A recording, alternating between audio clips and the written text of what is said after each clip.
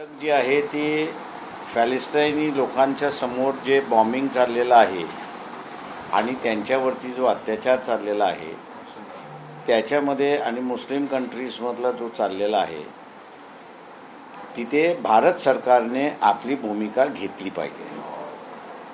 नरेंद्र मोदी यांनी पहिल्यांदा इस्रायलला पाठिंबा दिला आणि नंतर फॉरेन डिपार्टमेंट जे आहे या फॉरेन डिपार्टमेंटनी वेगळी भूमिका घेतली आणि सांगितली की आमची जी जुनी भूमिका आहे की पॅलेस्टाईन राज्य हे आम्ही असणारं मानतो, स्वीकारतो, दोन देशाची थिअरी जी आहे ती आम्ही असणारं मानतो. तर या पार्श्वभूमीवरती माणुसकीचं नातं म्हणून भारत सरकारने योग्य भूमिका घेतली पाहिजे. ह्युमॅनिटेरियन मदत जी आहे ती त्या ठिकाणी पाठवली पाहिजे. इथे ज्या संस्था आहेत, संघटना आहेत. Car garage network great, claim cover great, price wait वाह, प्राइस भी great. Tata AIG car insurance, trusted नाम, फैंटास्टिक नाम. ते त्या ठिकाणी जायला जे मागतात आहेत आणि मदत द्यायला मागतात आहेत त्यांचं त्यांनी कोऑर्डिनेशन केलं पाहिजे. या संदर्भातली आज असणारी एक बैठक आम्ही असणारा लावलेली आहे. या बैठकीमध्ये कारवाई काय करायची जेणेकरून हा इश्यू जो आहे तो लोकांसमोर व्यवस्थितरित्याने गेला पाहिजे अशी परिस्थिती आहे. आपल्याला या ठिकाणी जे सांगितलं जातं ते फक्त इस्रायलमध्ये काही जणांवरती हमला झाला आणि त्याच्यानंतर असणारं युद्ध सुरुवात झालं. या सगळ्या ह्याच्यामध्ये टेररिझमचा जो आपल्याकडचा भाग आहे त्याला जोडण्याचा असणारा प्रयत्न झाला आहे आणि म्हणून एका प्रकारचं असणारं वातावरण दूषित करण्याचा प्रयत्न हा झालेला आहे. हा दोन वेगवेगळ्या दृष्टीने बघण्याचा असणारा भाग असं मी त्या ठिकाणी मानतोय. एक, शांतता जवळ आणणं आणि करून घेणं हे भारताच्या हिताचं आहे असं मी त्या ठिकाणी मानतोय. आणि दुसरं, हा प्रश्न चिघळत राहिला तर याची व्याप्ती वाढण्याची असणारी शक्यता आहे. नरेंद्र मोदीने स्वतःला आता असणारं विश्वगुरू म्हणून या स्टेटसवरती आणलेला आहे, तेव्हा त्याचा उपयोग हा देशाच्या हितासाठी झाला पाहिजे. या दृष्टीने आम्ही आजची असणारी ही बैठक त्या ठिकाणी लावलेली आहे. आणि एक खरंच नरेंद्र मोदी हे विश्वगुरू याची असणारी उपाधी आता ते स्वतःला लावतात आहेत, किंवा त्या पद्धतीने त्यांचा इंटरनॅशनल पीस वाढवण्यामध्ये, करण्यामध्ये आणि इस्रायल आणि पॅलेस्टाईन यांच्यामधला चाललेला झगडा हा मिटवण्याच्या मार्गावरती त्यांनी असणारा केला पाहिजे असं आम्हाला वाटतं. आणि त्यासाठी आजची असणारी ही बैठक बोलवण्यात आलेली आहे. जो निर्णय होईल तो निर्णय आपल्याला कळवण्यात येईल. बाळासाहेब, आपण पाहिलं तर राज्यामध्ये सध्या OBC नेते आणि मराठा समाजातील नेते, ते माझ्या नंतर घ्या ना, तो आता ह्याच्यात कशाला जोडताय? तो वेगळा नाही, तो वेगळा घ्या. या ह्याच्यावरती असेल तर पहिल्यांदाही घ्या, कारण का हा एक महत्त्वाचा आहे. आपण या इश्यूला असणारं अंडर दी कार्पेट सरकवतोय अशी असणारी परिस्थिती आहे. तेव्हा एक लक्षात घ्या की ही जर व्याप्ती वाढली तर तिसऱ्या युद्धाकडे जाऊ शकतो की न जाऊ शकतो हे माहीत नाही, पण व्याप्ती वाढली तर आपणही त्याच्यामध्ये अडकतो अशी असणारी परिस्थिती आहे एक भाग. आणि दुसरा भाग, जगाला तेल जे आहे, क्रूड ऑइल जे आहे हे त्या भागातून पोचतं आहे आणि आपण अगोदरच महागाईने त्या ठिकाणी असताना ग्रासलेलो आहोत. आत्ताचा असताना क्रूड ऑइलची प्राईस वाढली तर आपली आर्थिक व्यवस्थासुद्धा कोलमडण्याची शक्यता आहे. त्याच्यामुळे असणारं सरकारने, केंद्र सरकारने याच्याकडे गांभीर्याने पाहिलं पाहिजे असं माझं त्या ठिकाणचं म्हणणं आहे. नाही तर आपण असणाऱ्या एका वेगळ्या इंटरनॅशनल राजकारणामध्ये अडकले जाऊ अशी असणारी परिस्थिती आहे.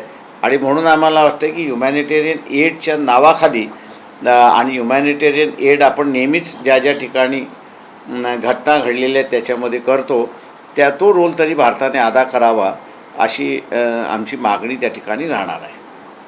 कोर्टासंबंधित प्रश्न आहे. ओबीसी आरक्षणाचा जो अध्यादेश होता तो रद्द करावा यासाठी कोर्टात याचिका करण्यात आलेली आहे. कसं पाहता येईल? कोणाला तरी इथे असणारा भारतामध्ये ज्याला इंग्रजीमध्ये जेनोसाईड आपण असणारा शब्द वापरतो, नरसंहार आपण ज्याला हिंदीमध्ये असणारा म्हणतो, ती परिस्थिती ह्या देशामध्ये निर्माण करायची असं एकंदरीत दिसते. कदाचित गांधी हत्येनंतरची जी परिस्थिती झाली त्याचा वचपा घेण्याचं राजकारण देशभरात चाललंय का याची मला कुठेतरी शंका येते अशी परिस्थिती आहे.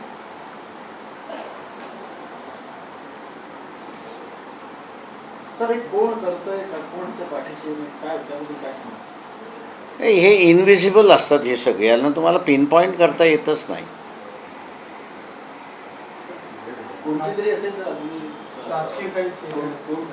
त्याचे असे करणाऱ्यांचे चेहरे समोर येतच नाही, तेवढं लक्षात घ्या.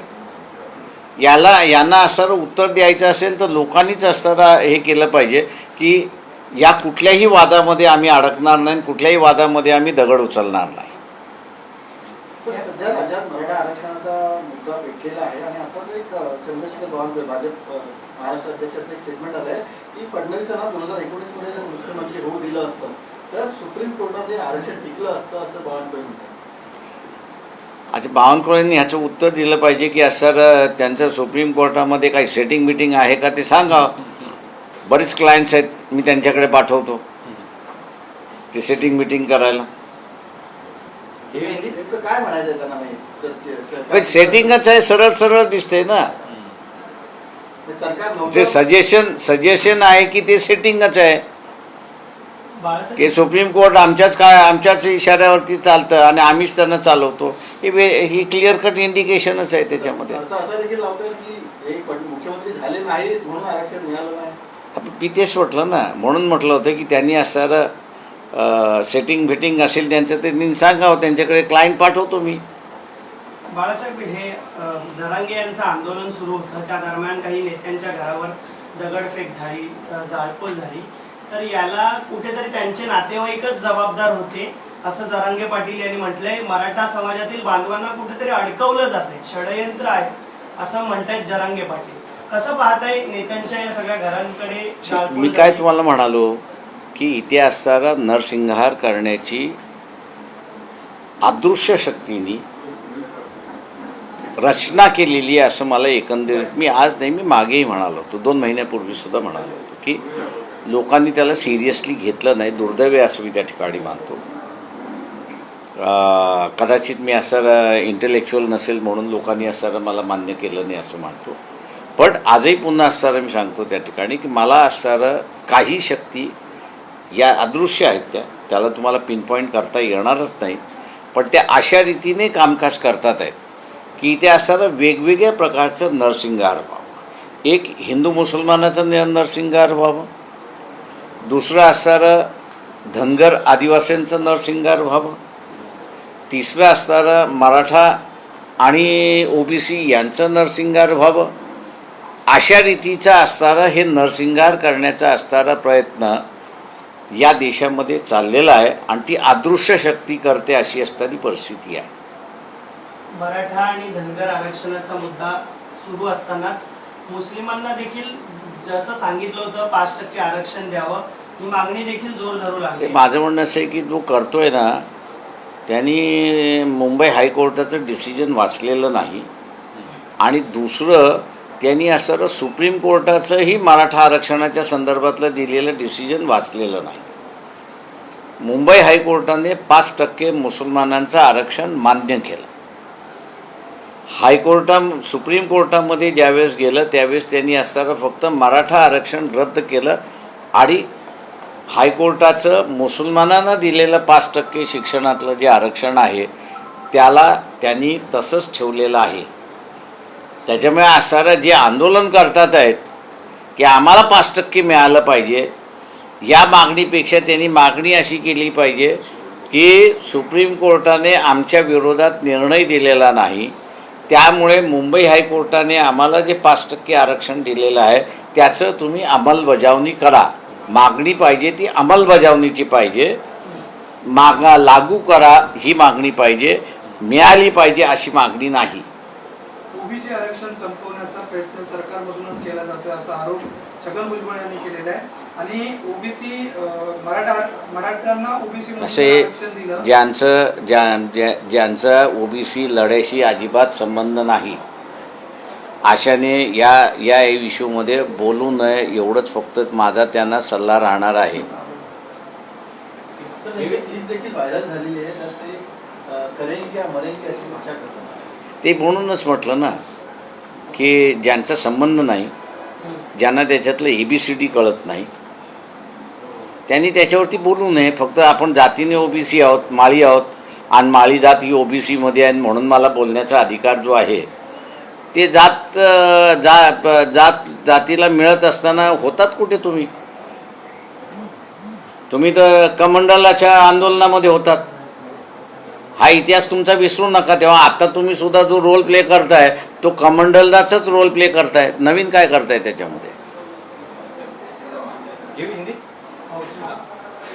भाई साहब, आज फिलिस्तीन पर हमले को आज करीब 1 महीने आज पूरे हो गए, इसके बावजूद दुनिया भर के जो तमाम बड़े देश नजर नहीं आ रहे. आज की आपकी बैठक का मुद्दा क्या, किन मुद्दों पर चर्चा किया?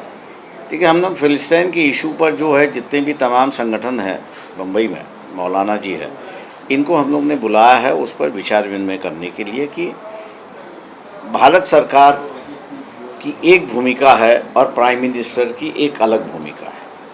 प्राइम मिनिस्टर जो है वो इजराइल के साथ में है और एडमिनिस्ट्रेशन जो है वो पैलेस्टीनी लोगों के साथ में है.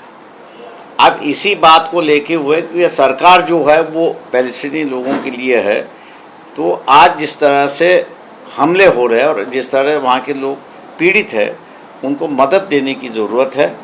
और उसी मदद किस ढंग से दी जा सकती है, या भारत सरकार पर एक तरीके से दबाव लाकर लड़ाई वहाँ पर हो रही है, ये बात सही है, लेकिन उसका परिणाम जो है भारत के राजनीति और आर्थिक व्यवस्था दोनों पे होने वाला है. और इसलिए ये लड़ाई जितनी जल्दी ख़त्म हो जाती है वो मैं समझता हूँ कि दुनिया के लिए और भारत के लिए एक अच्छी बात होगी. इसलिए गवर्नमेंट ने अपना एक रोल प्ले करना चाहिए, उसके विचार में करने के लिए हम लोग ने बैठक बुलाई है. इसके अलावा महाराष्ट्र में मराठा वर्सेस ओबीसी की स्थिति यहाँ पर बन रही है, सरकार के मंत्री कुछ कहते हैं, जरंगे पाटिल कुछ कहते हैं. आपको लगता है क्या जानबूझकर माहौल खराब करने की कोशिश की जा रही है? देखिए, मैं अभी नहीं कह रहा हूँ, मैं करीब 2.5-3 महीने से कह रहा हूँ कि महाराष्ट्र में ही नहीं लेकिन देश भर में ऐसे शक्ति है जो वर्क कर रही है कि जिसको हम लोग शक्ल नहीं है, उनकी पहचान नहीं कर सकते, उनको नाम नहीं दे सकते, लेकिन उनका मकसद ये है कि देश भर में नरसंहार हो. जैसे महात्मा गांधी की हत्या हुई थी और उसके बाद में एक नरसंहार हुआ था, उसी तरह से दोबारा यहाँ पर नरसंहार हो, ऐसी मेरे ख्याल से कई लोगों की मंशा है, ऐसे मुझे लगता है. और इसलिए हिंदू मुसलमान इनको लड़ाया जा रहा है, धनगर आदिवासियों को वहाँ पर लड़ाया जा रहा है, ओबीसी और मराठा इनको लड़ाया जा रहा है, कोली और आदिवासी जो है उनको लड़ाया जा रहा है. तो माहौल ऐसा बनाया जा रहा है कि दंगों का माहौल हो, नरसंहार का माहौल हो. मैं ऐसे परिस्थिति में ना कोई सरकार इस पर कंट्रोल कर पाएगी, ना पुलिस की व्यवस्था यहाँ पर कंट्रोल पाएगी. इसलिए आम जनता जो है उससे मैं अपील करता हूँ कि ये जो नरसंहार की बात हो रही है, दंगों की बात हो रही है, पथराव करने की जो बात हो रही है, उससे आप बचे रहिए. समस्या सबकी है, ऐसा नहीं कि समस्या नहीं है, समस्या है, लेकिन समस्या पथराव से नहीं होगी, मारपीट से नहीं हल होगी, ना यहाँ पर जला के हल पल होगी। सरकार जब तक आप बदलते नहीं हो तब तक इसका कोई रास्ता नहीं निकलेगा, ऐसा मैं कहता हूँ। इसलिए लोकसभा के इलेक्शन तक मैं जनता से अपील करता हूँ कि वो शांतिपूर्वक रहे और बहकावे में ना आए। ओबीसी वर्ग में एक डर पैदा हो गया कि मराठाओं को उनके कोटे से आरक्षण दिया जाएगा, इसको लेकर काफी महामोर्चा भी निकलने वाला ओबीसी। देखिए निकलेगा। मैंने जैसे कहा कि कार्रवाई जो चल रही है वो एक डर पैदा करने की परिस्थिति पे आ चुका है और डर पैदा हो चुका है, ऐसा मैं कहूँगा। अब इसको किसी ने तो भी चिंगारी लगाने की ज़रूरत है। अब ये चिंगारी हिंदू मुसलमान से लगती है, ये चिंगारी मराठा ओबीसी से लगती है, ये चिंगारी धनगर आदिवासियों से लगती है, कोली आदिवासियों से लगती है। ये मेरे ख्याल से कहना मुश्किल है, लेकिन चिंगारी अगर लग गई तो मान लो यहाँ पर नरसिंगार हो गया, ऐसी परिस्थिति है। एक आखिरी सवाल सर, मुस्लिम आरक्षण मिलना चाहिए 5%। हाईकोर्ट ने कहा है, बावजूद से सरकार का कहना है कि धर्म के आधार पर आरक्षण नहीं हो सकता है। आप आज मुस्लिम समाज के नेताओं से मिल रहे, क्या ये मुद्दे भी इम्पोर्टेंट आपको लगता है, इस पर चर्चा होनी चाहिए, आरक्षण मिलना चाहिए मुसलमानों को? देखिए जहाँ तक मैं समझता हूँ कि बम्बई हाई कोर्ट ने 5% मुसलमानों को शिक्षा का आरक्षण जो है मंजूर किया हुआ है। ये मामला जब सुप्रीम कोर्ट में गया तो इसी को भी चैलेंज किया गया था, मतलब मराठा आरक्षण को भी चैलेंज किया था और मुस्लिम आरक्षण को भी चैलेंज किया गया था। लेकिन कोर्ट का फैसला जो है उन्होंने सिर्फ मराठा आरक्षण को खारिज किया, मुस्लिम आरक्षण को वैसे की वैसे ही रखा। तो इसलिए आज जो मैं कहूँगा कि भैया मुसलमानों को 5% आरक्षण मिलता है तो सरकार की भूमिका है कि हमने 5% दिया है। बम्बई हाई कोर्ट ने उसको वैध बता दिया है, सुप्रीम कोर्ट ने कहा कि हाई कोर्ट का जो निर्णय वो सही है।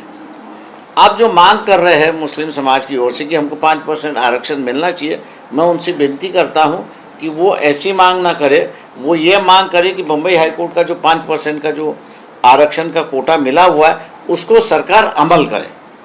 अमल की मांग होनी चाहिए, तब मेरे ख्याल से लोगों के सामने कोर्ट का फैसला जो है वो सीधे सीधे आ जाए। Thank you so much.